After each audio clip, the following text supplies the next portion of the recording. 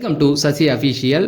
தனுஷ் சிவகார்த்திகேயன் போட்டி வந்து இப்போ நடந்துகிட்டு தான் இருக்கு. அவங்களுக்குள்ள ஒரு சண்டை போயிட்டு தான் இருக்கு. அது சம்பந்தமா இப்போ ஒரு நியூஸ் வந்திருக்கு ஹீரோயின்ல வச்சு. கருப்பு படத்துடைய ரிலீஸ் டேட் எப்ப அப்படிங்கறத ஆர்ஜே பாலாஜி சொல்லியிருக்காப்ல. தல அஜித் வந்து சென்னை வந்துட்டாங்க. தல 64 பத்தின அப்டேட் வரும். அதுக்கப்புறம் மோகன் ரவி அவருடைய படம் பத்தின அப்டேட். இதை பத்தி தான் இந்த வீடியோல பேச போறோம். நீங்க சினிமா அப்டேட்கள் தெரிஞ்சுக்கணும்னா நம்ம சேனலை சப்ஸ்கிரைப் பண்ணிட்டு வீடியோவை லைக் பண்ணிருங்க. ஃபர்ஸ்ட் எடுத்தோடனே நம்ம ரவி மோகன் வேற யாரும் இல்லை, ஜெயம் ரவி தான் தன்னுடைய பேரை மாற்றி வச்சுக்கிட்டார் இல்லையா. இப்போ அவர் வந்து ஒரு படம் டைரக்ஷன் பண்ண போறாரு. மதராசி படம் வில்லனா நடிச்சாரு, கை கொடுக்கல. அவர் ஹீரோவும் நடிச்சாலும் போட மாட்டுது, வில்லனா நடிச்சாலும் போட மாட்டுது. மார்க்கெட் ஃபுல்லாக போயிடுச்சு. தனி ஒருவன் 2 வந்து கொஞ்சம் தூக்கி கொடுக்கும்னு நினைக்கிறேன். ஏன்னா தனி ஒருவன் பார்ட் 1 தான் அவர் இழந்த மார்க்கெட்டை திரும்பவும் தூக்கி கொடுத்துச்சு. அதே போல் பார்ட் 2 வந்து கொடுக்குதான்னு பார்ப்போம். அதனால இப்போ டைரக்ஷனுக்குள்ளே வந்துட்டார். அவங்க ஃபேமிலி எல்லாமே டைரக்டரில் இருந்து வந்தவங்க தான். அவங்க அப்பாவாக இருக்கட்டும், அவர் எடிட்டர், ஒரு சில படங்கள் டைரக்ட் பண்ணியிருக்கிறதா சொல்லியிருக்காங்க. அவங்க அண்ணன் வந்து டைரக்ஷன் பண்ணியிருக்காரு. யோகி பாபுவை ஹீரோவை வச்சு ஒரு படம் பண்ண போறாரு, அன்ஆர்டினரி மேன். இந்த பேரில் ஒரு டைட்டில் ஒன்று வச்சிருக்காப்புல. ஒரு காமெடியை மையமாக வச்சு ஃபேமிலியை மையப்படுத்தி இதை எடுக்க போறாராம். அதாவது ஃபேமிலியை மையப்படுத்தி ஜெயம் ரவி எடுக்க போறாருன்னும் போது கொஞ்சம் ஃப்ளாஷ்பேக் போனீங்கன்னா அவர் பட்ட பாடு உங்களுக்கு தெரியும் குடும்பத்தோட.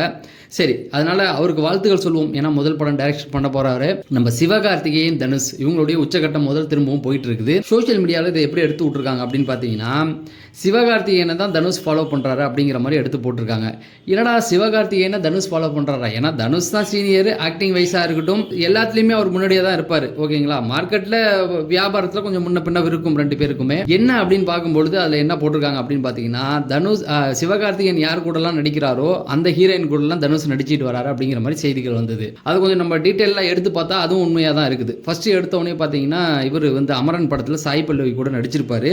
இப்போ பராசக்தி படத்தில் வந்து பார்த்தீங்கன்னா ஸ்ரீலீலா கூட அவர் நடிச்சிருந்தாரு. இப்போ இந்த 2 ஹீரோயின் கூட தனுஷோடைய 55ல வந்து தனுஷ் நடிக்க போறாரு. எல்லாருக்குமே தெரியும், ராஜ்குமார் பெரியசாமி தான் இயக்குறாரு. டைரக்டர் கூட பார்த்தீங்கன்னா அமரன் படத்தை இயக்குனவர் தான். அவர் வந்து சாய் பல்லவியே அவருக்கு கன்வீனியன்ட்டா இருக்கும். ஏன்னா முதல் ஒரு படம் ஒர்க் பண்ணியிருக்கன்றனால அவங்கள கூட்டு வந்திருக்காரு. ஆனால் இதை எப்படி எடுத்து போட்டாங்கன்னா, சிவகார்த்திகேயன் யார் கூடலாம் நடிக்கிறாரோ அவங்க கூடலாம் தனுஷ் நடிக்கிறாரு அப்படிங்கிற மாதிரி போட்டாங்க. ஏன்னா சில விஷயங்கள் கோஇன்சிடென்ட்டாக நடக்கும். சாய் பல்லவி அதுக்கப்புறமேட்டுக்கு இவங்க ஸ்ரீலீலா இவங்க 2 பேரும் நடிக்கும்போது கொஞ்சம் பேசினாங்க. இப்போ 3வது ஒரு ஹீரோயினையும் கூட்டு வந்துட்டாரு அப்படிங்கிற மாதிரி சொல்கிறாங்க. அதாவது லப்பர் பந்து இருக்கார் இல்லையா, அந்த படத்தை எடுத்துகிற தமிழரசன் பச்சைமுத்து அவர் இயக்க போகிற படத்துக்கு ஹீரோயின் யாருன்னு பார்த்தீங்கன்னா, மதராசி படத்தில் நடித்தாங்க இல்லையா சிவகார்த்திகேயனோட ருக்மணி வசந்த், அவங்கள தான் வந்து ஹீரோயினாக இப்போ நடிக்க வைக்க போகிறாராம். ஸோ இதை வச்சு அங்கே சோஷியல் மீடியாவுக்குள்ளே 2 தரப்பு ரசிகர்களும் அடிச்சுக்கிட்டு இருக்காங்க. அதாவது தனுஷும் சிவகார்த்திகேயனும் விட்டாலும் ரசிகர்கள் விட மாட்டாங்க. அந்த மாதிரி தான் போயிட்டு இருக்கு. ஒரு காலத்தில் சிம்பு தனுஷ் அப்படின்னு போயிட்டு இருந்த அந்த போர் இப்போ வந்து சிவகார்த்திகேயன் தனுஷ் அப்படின்ற அளவுக்கு போயிட்டு இருக்கு. யார் அடிச்சுக்கிறாவோ அவங்க தான் பெரிய ஆள் அப்படிங்கிறது தான் தமிழ் சினிமாவுடைய வழக்கம். சிம்பு தன்னுடைய மார்க்கெட்டை விட்டு இழந்துட்டு திரும்ப வந்திருக்காரு. ஆனால் பெரிய அப்டேட்டுகள் கிடையாது. முதல்ல எப்படி தல அஜித் வந்து ஃபர்ஸ்ட் ஆரம்பத்தில் வந்து அவருக்கு வந்து ஒரு பெரிய கான்ட்ரவர்சி இருந்தது அவர் சுற்றி.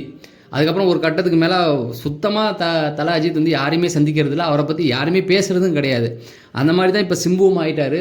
சிம்பு அந்த ஆரம்ப கட்டத்தில் அவரை பற்றி பேசிக்கிட்டே இருப்பாங்க, அவ்வளோ செய்திகள் வரும். இப்போலாம் சிம்புவை பற்றி யாருமே பேசுறது இல்லைன்னா அவர் யாரையும் சந்திக்கிறது இல்லை. அந்த மாதிரி சொல்ல வரேன். இப்போக்கி பார்த்தீங்கன்னா இந்த பக்கம் வந்து சிவகார்த்திகேயன் தனுஷ் இப்படி தான் போயிட்டுருக்கு.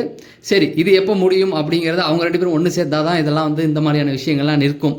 அதுக்கப்புறம் பார்த்தீங்கன்னா தல அஜித்துடைய 64 இதை பற்றி தான் இப்போ நிறைய பேச்சுகள் போயிட்டு இருக்கு. ஏன்னா இந்த படத்தில் மோகன்லால் நடிக்க போறாரு அப்படின்னு. தல அஜித் படத்தில் அவரை தவிர பெரிய ஹீரோ யாருமே இருக்க மாட்டாங்க. நீ நல்லா யோசிச்சு பார்த்தீங்கன்னா, தீனா படத்தில் சுரேஷ் கோபி நடிச்சிருப்பாப்புல.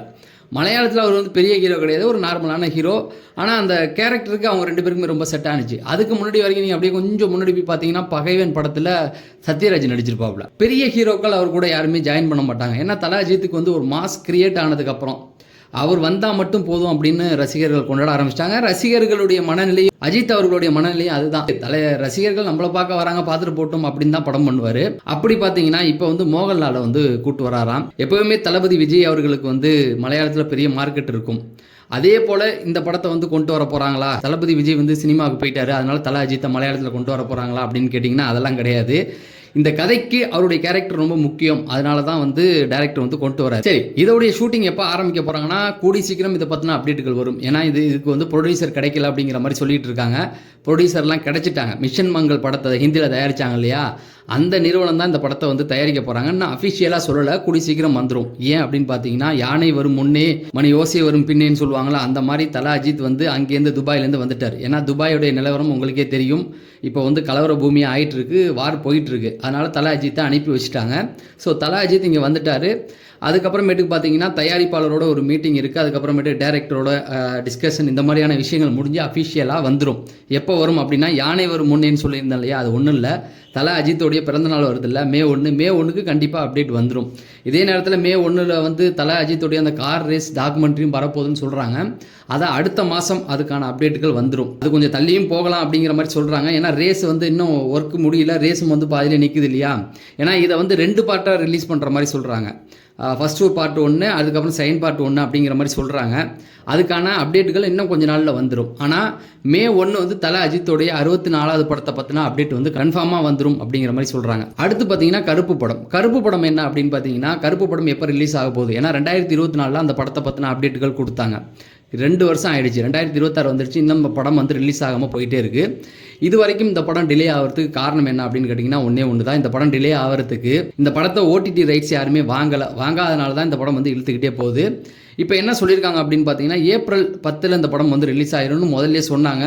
இப்போ இடையில கூட கிரிக்கெட் மேட்ச்சுக்கு வந்திருந்த ஆர்ஜே பாலாஜிட்ட இதை பற்றி எல்லாருமே கேட்க, அவருக்கு நான் வச்சுக்கிட்டா வஞ்சனை பண்ணுறேன்ற அளவுக்கு சொல்லிட்டாரு. ஏன்னா அந்த அளவுக்கு தள்ளி போயிட்டே இருக்குது. கண்டிப்பாக வந்து ஏப்ரல் 10 வந்துடும் இருக்காங்க. ஆனால் இப்போ சமீபத்தில் ஆர்ஜே பாலாஜி வந்து ஒரு இன்டர்வியூ கொடுத்துருக்காரு. என்ன கொடுத்துருக்காரு அப்படின்னு பார்த்தீங்கன்னா, இந்த படம் வந்து கூடி சீக்கிரம் ரிலீஸ் ஆயிருங்க, அதுக்கான அப்டேட் இன்னும் ஒரு 10-12 நாளுக்குள்ளே நாங்கள் கொடுத்துட்றோம் அப்படிங்கிற மாதிரி சொல்லியிருக்காங்க. என்னன்னா இந்த படத்தை பற்றின எப்போ ரிலீஸு, ஓடிடி யார் வாங்க போகிறா அப்படிங்கிற மாதிரி அதுக்கான முயற்சிகள் போயிட்டு இருக்கு அப்படிங்கிற மாதிரி தான் செய்திகள் வந்துகிட்டு இருக்கு.